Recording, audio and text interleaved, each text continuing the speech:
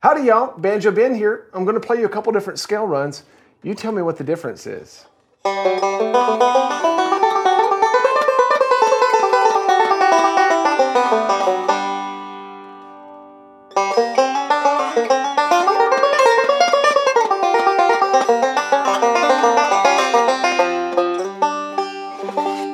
What's the difference there? I know you could hear it. Maybe you know it, maybe you don't.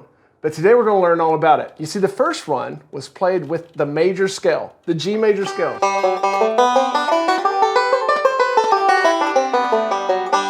But the second run was played with the G minor blues scale.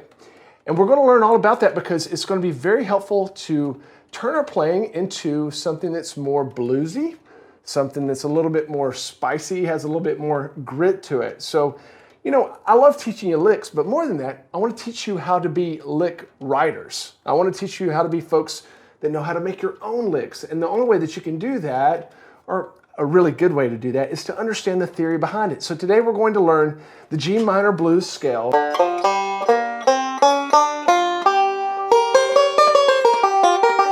we're going to learn how to incorporate that into our playing. So we'll do a little bit of theory work first, and then we're going to learn some fun ways to use it. And then I'm going to teach you several different licks over the 2 octaves that you can put in your playing today. If you're watching on Facebook or YouTube, I'd love to have you over at banjobenclark.com. That's where I have hundreds of lessons on banjo, guitar, and mandolin for all of my Gold Pick members. If you're already watching here on the site, then you have everything you need right here on this page. Just scroll right down, see the rest of the video segments. Be sure and grab that tab and follow along. Let's jump right in. I find that people start getting really nervous when you start talking about scales. And you shouldn't do that because scales are our friends. We use scales all the time, whether you know it or not. And I want to start by just dispelling a couple of myths that I hear about scales. One is that you always have to think about scales if you're really playing an instrument. That's not true. Lots of people play great on their instruments and never think about scales. And I think about scales less often on the banjo than I do on the mandolin and the guitar. I think more in terms of licks and positions, which still gets down to scales whenever I'm playing banjo. But the other myth that I want to dispel is that you always have to be in one scale or the other. And that's not true either. It's important to know, or it's good to know things about several different scales, and then you mesh them together. And that's part of what makes your style sound like your style. You know, I think it's good to understand the major scale first. Just the 7 tones of a major scale and what the intervals look like. And I have a study for that here on the site, a G major scale study, so I won't recover that here. You'll want to go check that out. But I think that every other scale out there, the way that I look at it, is just a variation of the major scale, or an aberration, depending on which scale you're playing. So if we know what that major scale is and the 7 tones in it, then we can think about what all the other scales are. For instance, the pentatonic scale. Well, that just takes 5 of the 7 major scale tones and plays those instead of all 7. So instead of, it takes the 1st, 2nd, 3rd, 5th, 6th, and walks it up and down. When you get the minor pentatonic, it's really, really similar. It takes a few of those and just drops them a half step. And if you understand what the minor pentatonic is, then it's really easy to understand what the minor blues is, even though you don't have to. But I want to give you some theories starting here about what is the minor blues scale. And with that, we're going to pull up some tab and begin to look at it here. So the minor blues scale is, of course, going to start on the root, or the 1 of the scale. Now, we're going to be in the key of G today. So we're going to start there on that G note. And then the next note up in the minor blues scale is a flat 3, which is a B flat. The next one up is a 4, the C. And then go up a half step to the flat 5, D flat.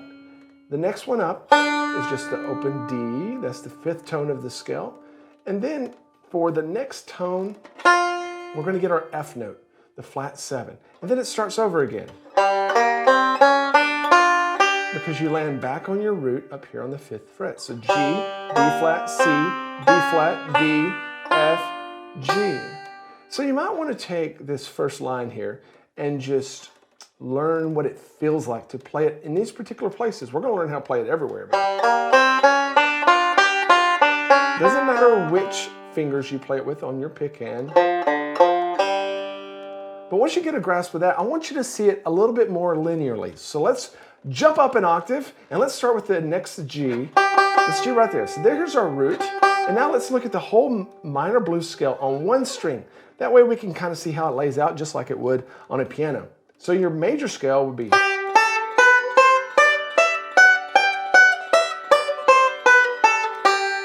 So we're not going to play all of those notes, and we're going to change some of them. We're going to start on our root on the 1, then we're going to go up to the minor 3rd, the flat 3rd, the 4th, the flat 5th, the 5th, and then up to the flat and 7th. And then we would start over with the root.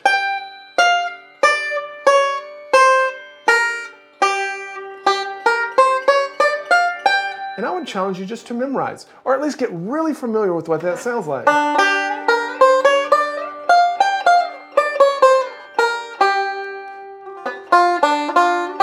So once we understand what these notes are for the minor blues scale, then we can start finding them different places on the fingerboard, and then they'll start to come together in licks. And you'll start to go to them more naturally. Now let's think about where all can we get these minor blues notes at. That's what I want to look at next. So if we start with our root, it's important to know that we get this G note in lots of different places. Look there in measure 11. We of course get it here on the open 3rd string, but then we can also get it up on the 5th fret, as well as the open 5th, then the 8th fret of the 2nd string, then we can also get on the 12th fret of the 3rd string, and then also on the 17th fret of the 1st string.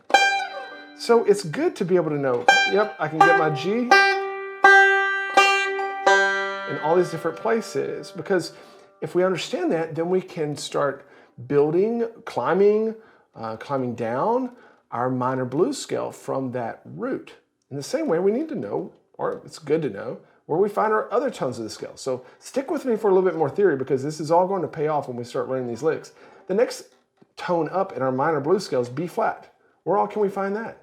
Well, earlier we found it right here, the 3rd fret of the 3rd string. You can do that, but also you can find the same note on the 8th fret of the 4th. And then of course, the 8th fret of the 1st, because these are an octave apart. And then you can jump up and get it on the 11th fret of the 2nd. So just maybe find this.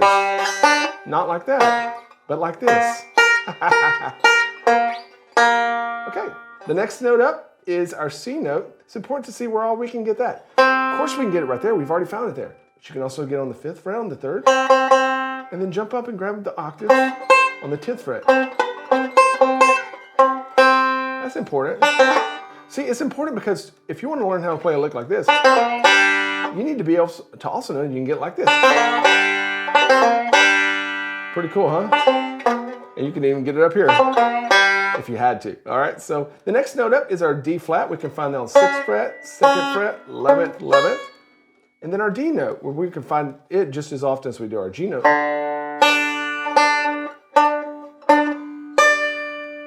Don't let this overwhelm you. If you don't want to memorize it, that's okay. It's just helpful to do that, and I'll kind of force you to memorize it when we start playing licks.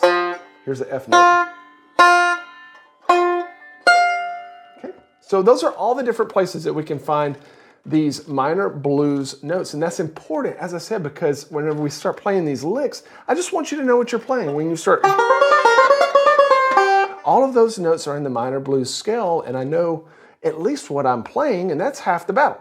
If we can learn what we're playing, then we know how to use it for our own purposes, right? Okay, so let's learn now how to begin working things in this first octave, things like, and find out how to do that in other places too. Okay, then we'll work up the octave, and then we'll begin learning some licks. If you're watching on Facebook or YouTube, come on over to the website. You can join as a Gold Peak member, have this full, like 30, 40-minute lesson, as well as the tabs and hundreds of other lessons as well.